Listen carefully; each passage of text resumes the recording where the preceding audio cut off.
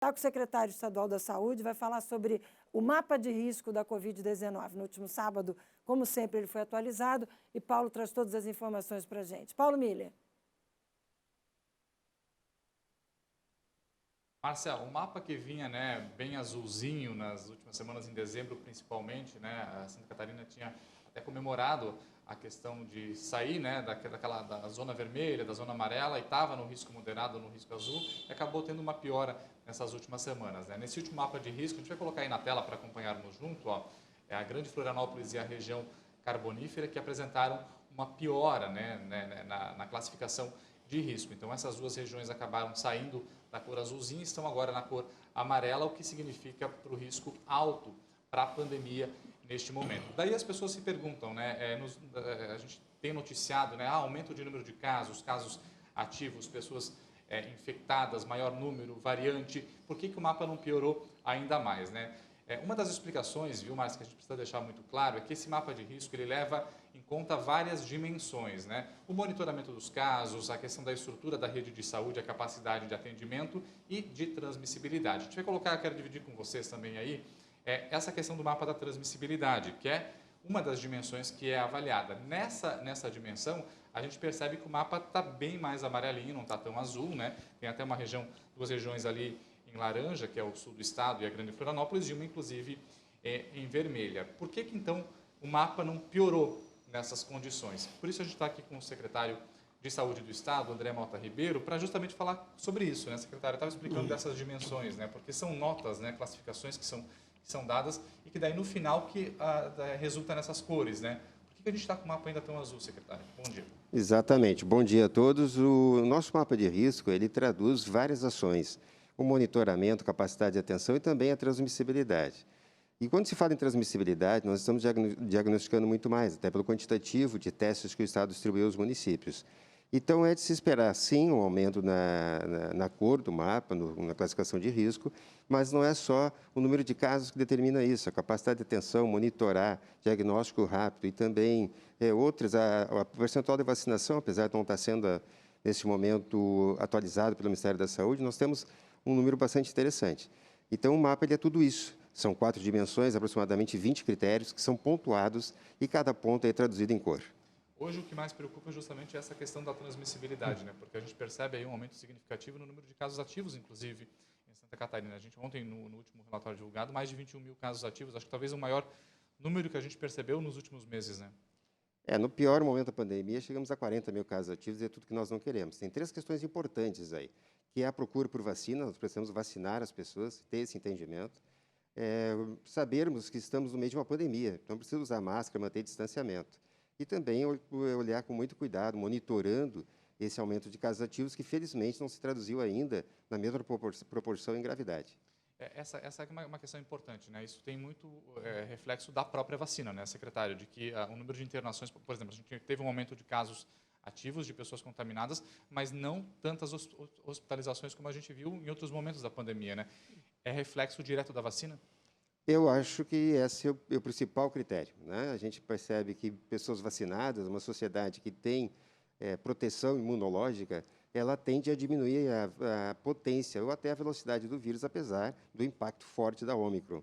E outras questões também, talvez esteja sinalizando, a doença perdendo um pouco de força. Agora, sem dúvida nenhuma, o que nos traz uma situação de menos intranquilidade é o percentual de vacinados. É por isso que a gente bate tanto nessa tecla. Secretário, alguma medida que o governo do Estado, a Secretaria de Estado da Saúde, deve tomar diante desse cenário se agravando da pandemia aqui no Estado? O que nós tínhamos que colocar de regras já foram colocadas, as portarias de acesso são muito claras, o decreto do governador Moisés corresponsabiliza gestores municipais, que nós precisamos entender que a regra tem que ser cumprida. Então, nós temos que melhorar a fiscalização, orientar os turistas que estão aqui na cidade, e as pessoas precisam entender. Estamos no meio de uma pandemia, usar máscara, manter distanciamento e ambiente arejado é fundamental, e não aglomerar sem observar esses critérios. Então, não há nada de novo por enquanto. Por enquanto, então, não há nenhuma medida restritiva a mais nesse sentido, a não ser o que já está nos decretos e o senhor falou, de corresponsabilidade com os gestores municipais, 22 meses de enfrentamento da pandemia, acho que todos nós, inclusive a sociedade, já entendeu quais são os critérios. Criar novas regras, se as que estão postas não são cumpridas, isso não faz sentido. Secretário, com relação à estrutura da rede estadual de saúde, né, alguma mudança justamente para poder reforçar esses atendimentos para os catarinenses? Semana passada, nós colocamos claro que iremos pagar o teto da política hospitalar para os hospitais da rede, para que mantenham, então, o atendimento do coronavírus e também possam fazer o pós-operatório das eletivas que nós já iniciamos. O Estado está fazendo o seu papel, nós já solicitamos aos municípios que também façam o mesmo. Muitos já fizeram. Aumentar o horário de atendimento, reforçar as equipes da atenção primária, postos de saúde com acolhimento, com vacinas e com testes, e também prontos atendimentos e UPAs com reforço das suas equipes. É assim que se enfrenta a pandemia. Secretário, eu vou abrir para a Márcia no estúdio. Márcia, quer fazer alguma pergunta para o secretário? Márcia. Eu quero voltar na história das regras, porque nesse final de semana, até o nosso portal de notícias, o ND+, destacou as aglomerações absurdas que acontecem, principalmente nos beach clubs aqui em Florianópolis, em todo o nosso litoral. O secretário está me ouvindo, o Paulo Miller? Ele me ouve, não? Não está te ouvindo, mas não, ele não está te ouvindo, mas eu repasso a pergunta, Márcia. Não, eu queria só saber isso. Ele já falou isso, que o governo passa para os municípios, enfim, mas e aí? Porque fica dando a sensação para a gente de 2 pesos e 2 medidas, né? Então, cancela um carnaval de uma avenida, por exemplo, que poderia ser um evento com todas as regras seguidas, com fiscalização, e deixa os beach clubs lotarem até sei lá onde. É um absurdo o que a gente viu esse final de semana. Eu queria saber a opinião dele sobre isso. Secretário, a Márcia está perguntando, né, está questionando uma sensação que é uma sensação comum da população, por exemplo, da corresponsabilidade, né, dos gestores municipais que o senhor comentou, e os gestores municipais cancelando festas, por exemplo, eventos públicos e mantendo eventos privados, gerando ainda aglomeração, né? Qual que é a opinião do senhor com relação a isso? Eu acho que a regra ela tem que ser para todos, né? Desde de junho de 2020, a gente tem essa corresponsabilização e faz sentido, né? Não tem como fazer uma regra geral para todos os municípios do Estado. Tem municípios com 4.000 pessoas e municípios com 500, 400 mil pessoas. Evento em município pequeno são 300 pessoas na praça. Em outros municípios são 500 mil pessoas na beira da praia vendo um show de fogos, por exemplo. Então, a regra tem que ser para todos, para o público, para o privado. Nós somos muito claros, aquele que quer fazer um evento, ele tem que manifestar protocolo e plano de contingências ao município. O município, uma vez autorizando isso, tem que fiscalizar e monitorar. E é assim que nós trabalhamos. O Estado está acompanhando diuturnamente isso, se oferece inclusive ajuda àqueles municípios que solicitem para a fiscalização e outros, e é assim que a gente faz o controle da pandemia. O Estado, nesse momento, ele não está fazendo nenhum tipo de interferência nessa situação, né? Estamos fazendo interferência sempre que solicitados. Lembrando que o gestor municipal, que tem as benesses, né, pelo que acontece do ponto de vista de movimento econômico no seu território, quando autoriza evento baseado em protocolo claro de segurança sanitária, ele fiscaliza. Uma vez ele achando ou necessitando da ajuda do Estado, estamos prontos para atuar em conjunto. Secretário, deixa eu aproveitar só para falar com relação aos testes, né, que esse final de semana a gente viu em Florianópolis ações para a testagem da população. A Santa Catarina está com o material, com insumo suficiente para poder fazer essa testagem? Eu já estendo essa pergunta com relação às vacinas também. A gente tem vacina suficiente nesse momento?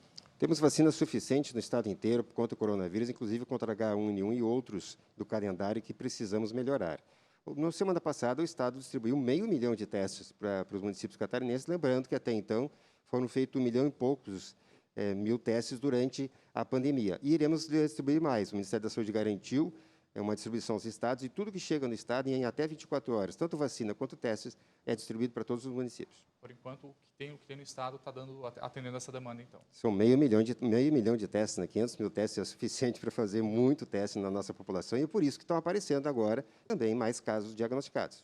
Perfeito, secretário. Márcia, mais algum questionamento para o secretário, aproveitando a presença dele aqui ao vivo no SC no Ar?